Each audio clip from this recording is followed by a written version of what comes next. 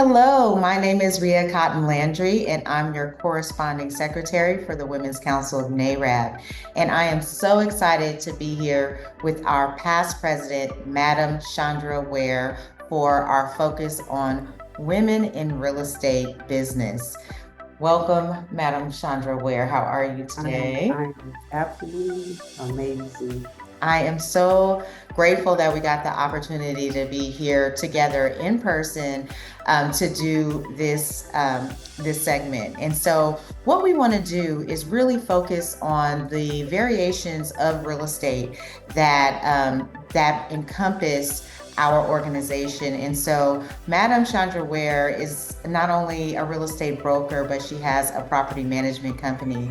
And I've recently really been exposed to property management as a way to expand and pivot my business. So I wanted you to share with our members and viewers on how you got started in the property management business and talk a little bit about your journey to that point. Okay. I actually got started in property management back in 1987, 88. When we purchased our first home, and then 2 years later, we did a move up. And rather than selling that property, we retained that property and turned it into a rental. Then catapulting into 2005, well, actually 2004, I was preparing for retirement, on a medical retirement, and knew that I had to generate income to substantiate even though I was on a medical retirement, there was still a small portion that I would be losing. So I came out, I'm originally from California, came out to Texas and started investing there in 2004, knowing that the department was going to retire me in 2005. So when 2005 came around, they did retire me, medically retired me, but I had already set myself up in Houston with 7 properties. Oh, wow.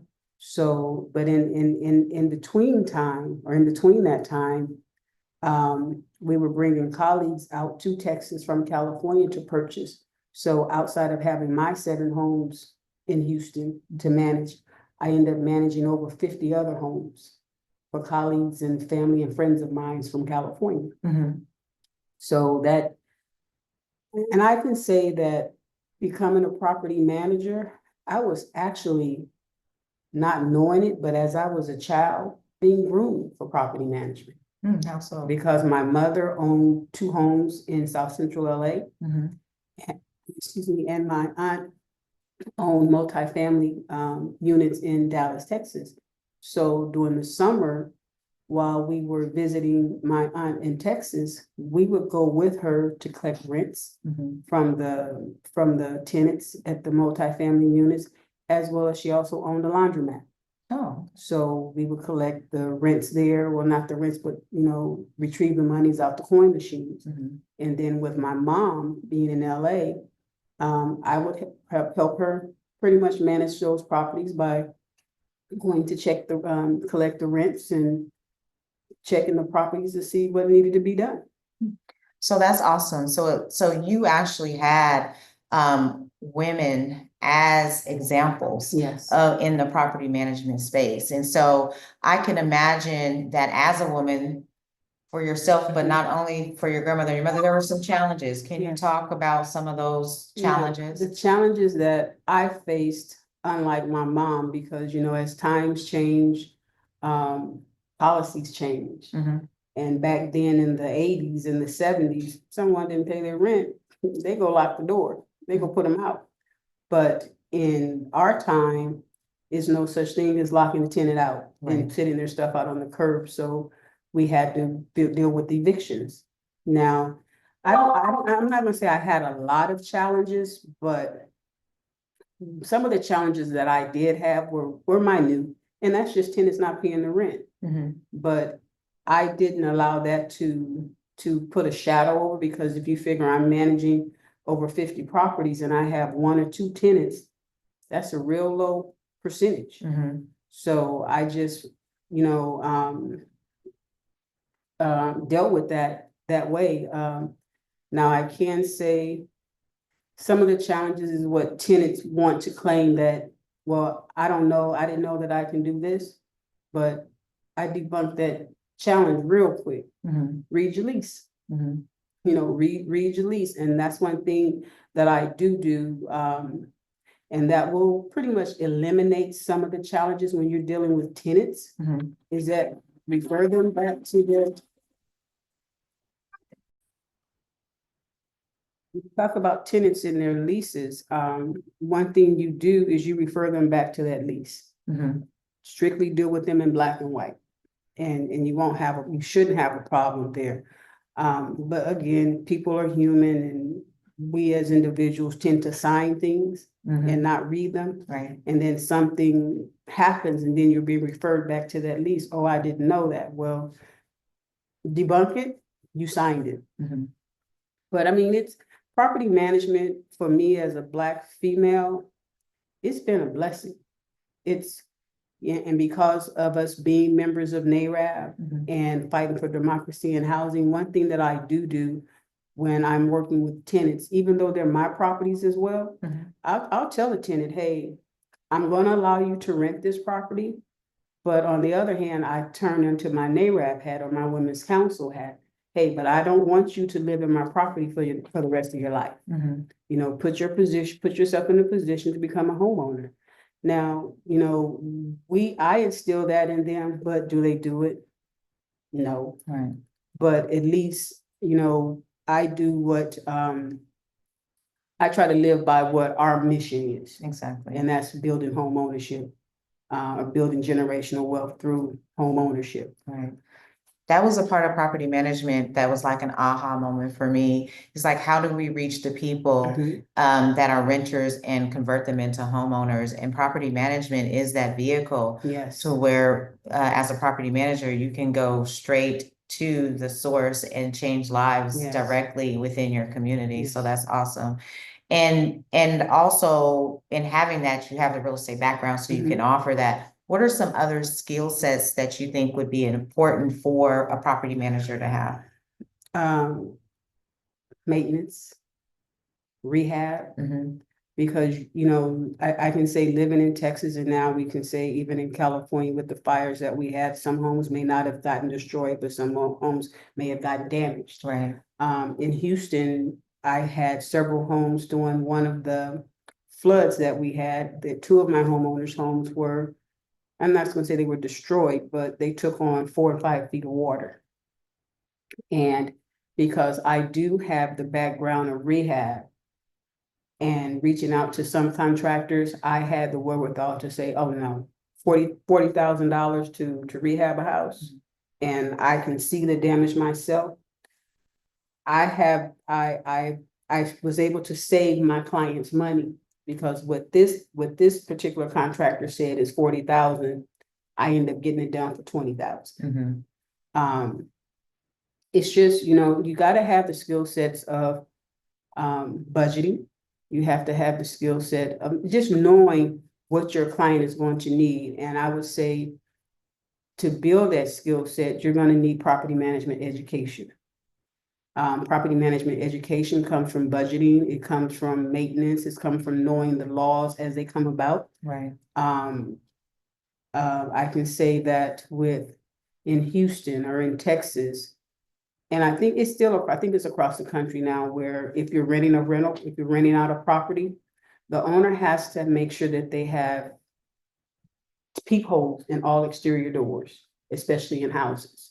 You have to make sure that you have what we call it, single deadbolt locks in single families. And if it's a sliding glass door, you have to have a pin in that sliding glass door. But a lot of individuals don't know that. Oh, wow. But that will open them up for liability as well. I know what they just changed in Houston again, or in Texas, is now that it used to be, they vacillated back and forth. First, it used to be smoke detectors had to be in all the bedrooms. Then they changed it to where smoke detectors had to be in the hallways right outside the bedrooms. Now it's gone back to smoke detectors have to be back in all of the bedrooms. And you also have to have carbon dioxide detectors. Right. So, and that's if there's gas appliances in the house. So those are things, when you talk about being a property manager, it's not just collecting rents. You have to know the laws, you have to know what coverage your owner needs, you have to know when it comes to even down to pets.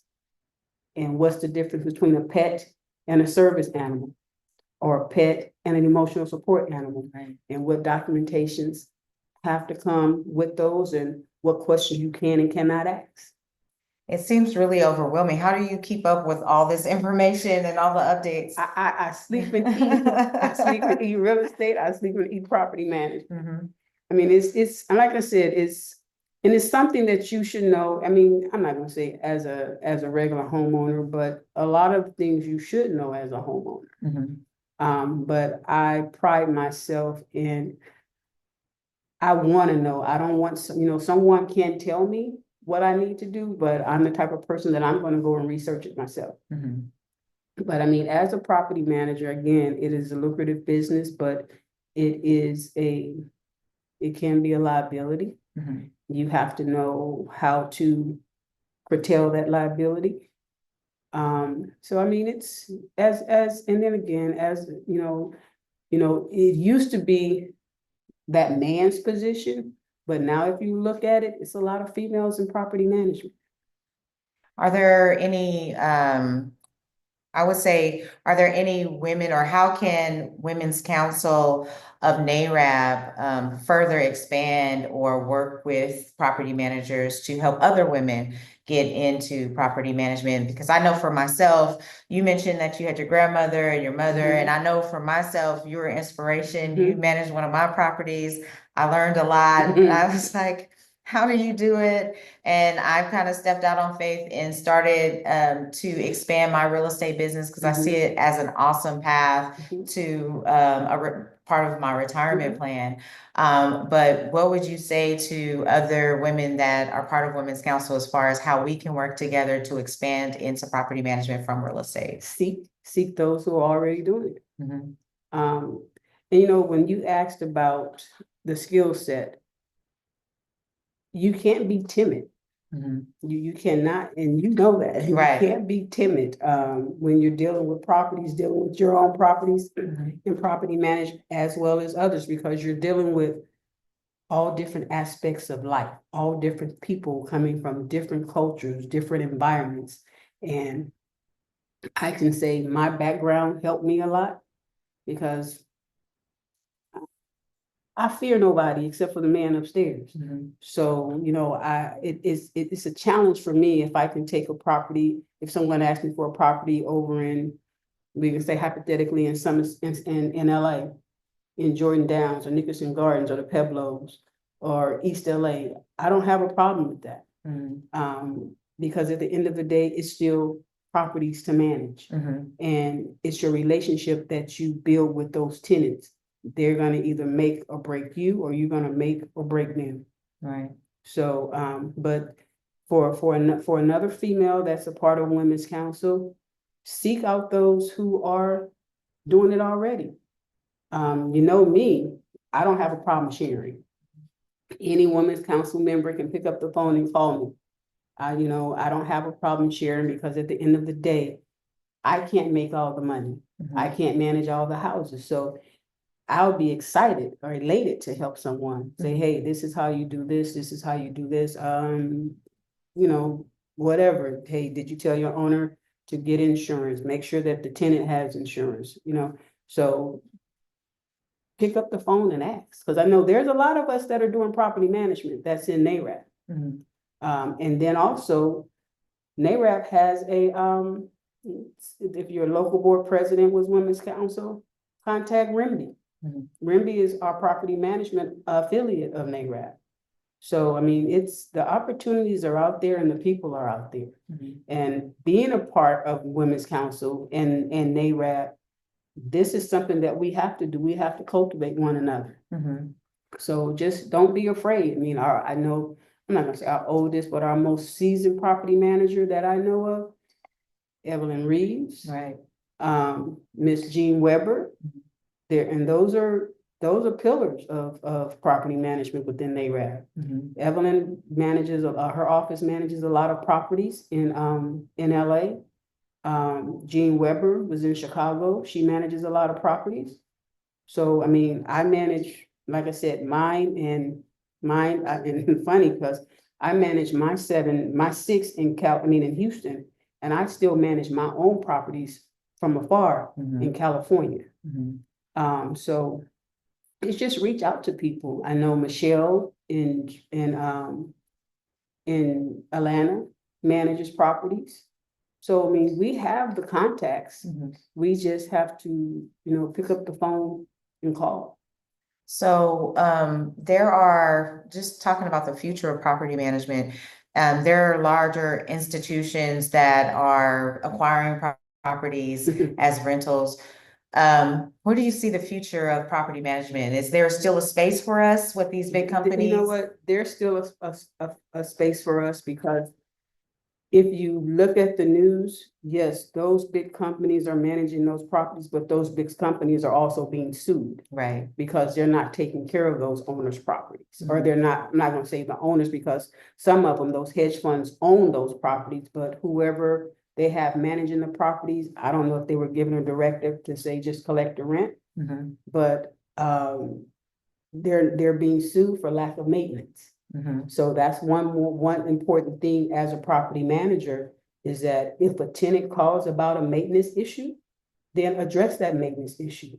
I know with my owners, I strongly suggest that they have a service warranty that will help curtail some of the costs.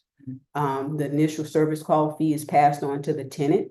Now, what I do, their first 30. You said the initial service call, so you mean, what does that mean? Can you Okay, expand so on that? if the owner has a service warranty, we're gonna say like from Choice Home Warranty or American Home Shield, there is a service call. Some of them charge 125, 75. It just depends on the type of warranty that owner has. Okay.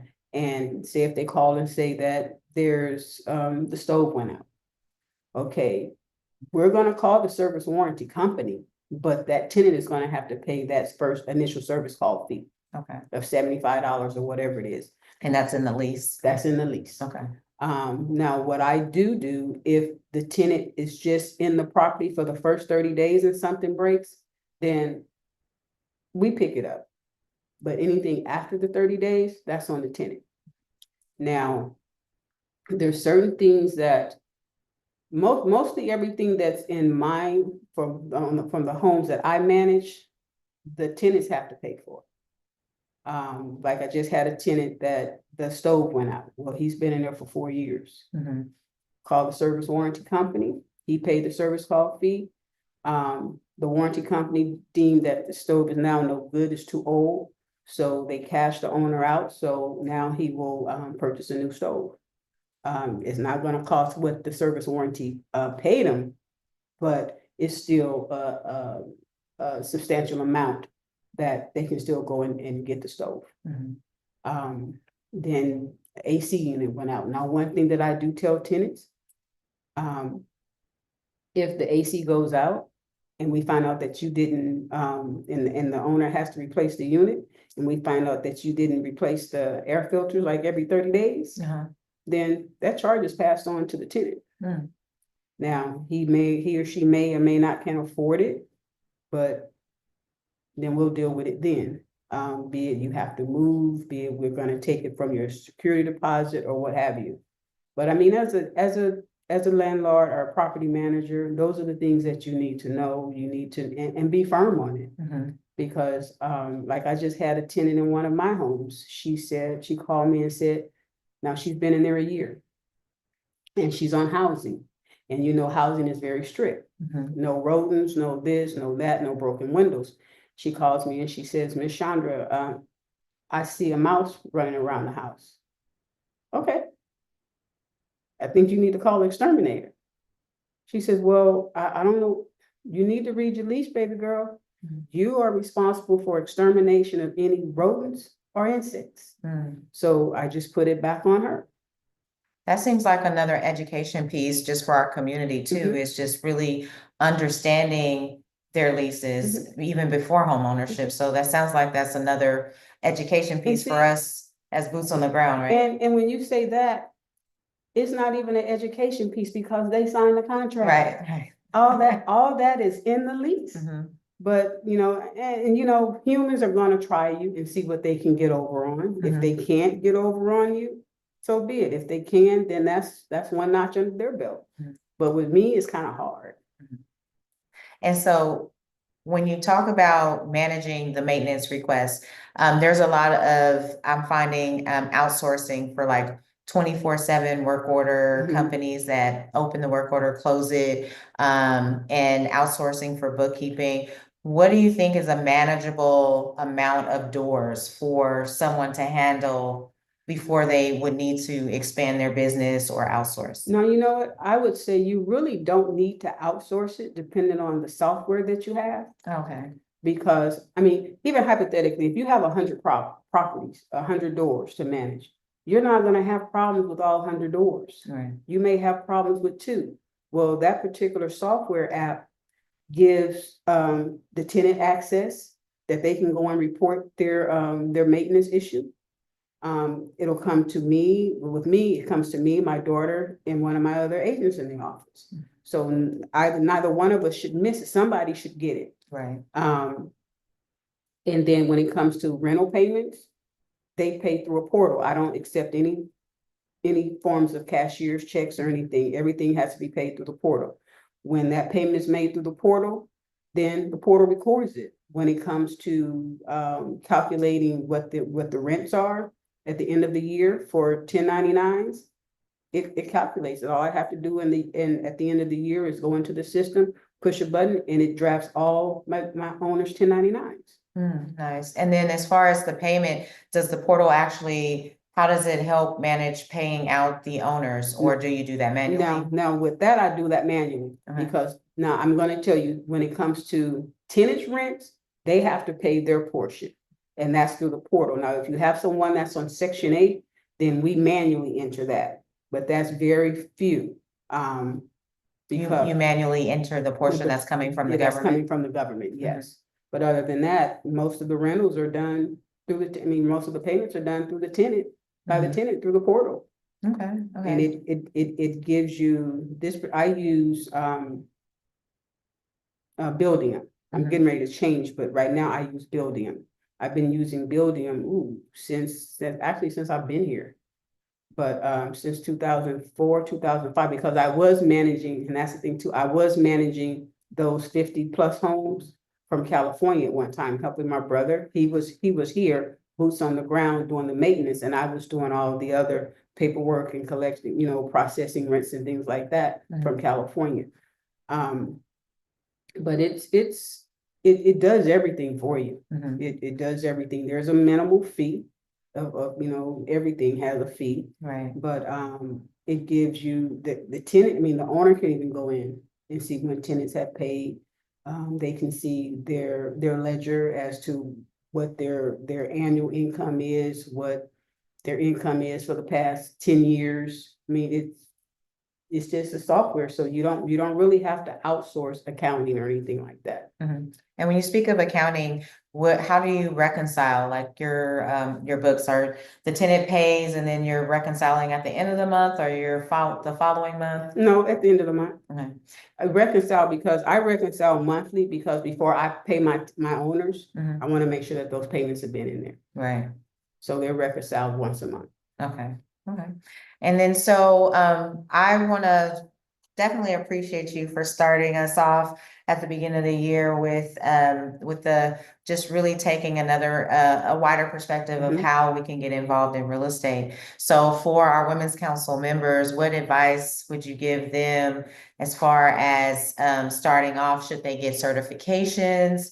What should they think about in going into property management as a broker? I would say go ahead and get your certifications, because when you market yourself, that's something that you can put out there to say, hey, this is why you should use me. I have a certification from RIMB. I have a certification from, Do I Diddy, but it shows that you're putting more interest Mhm. in what you're doing, and it shows that you're educating yourself compared to someone that's just doing it fly by night. Mhm. And another thing, you need to know that when it comes to, and I can say in Texas, and I think it's in California as well, or all over the country, is that several years ago, over 10 years ago, they changed it as to where only real estate agents can manage single family dwellings. Now, apartment complexes, that can be an individual.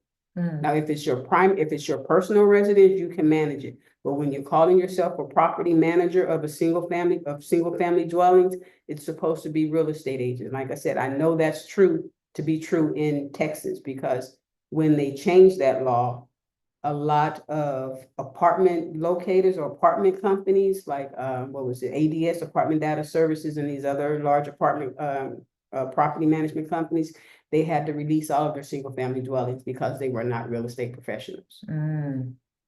So that's important too. Mhm. So just really knowing what the laws are. I know in California, you have to be an actual broker Mhm. or be under a broker to Mhm. manage property. So And licensing is yes, really and I'm important. glad you said that, because if you are a real estate professional, you just can't go out and manage properties. Mhm. Your broker has to give you permission to do that, Right. because your broker will be liable for Liable. anything that happens with those properties. Mhm. So, Well, thank you again, Madam Chandra Ware, for joining us. We so appreciate you. And for our members, hopefully this has inspired you to expand your business if you haven't already, if you have an interest in property management. And we'll see you again next they time. can call me. Yes. Bye.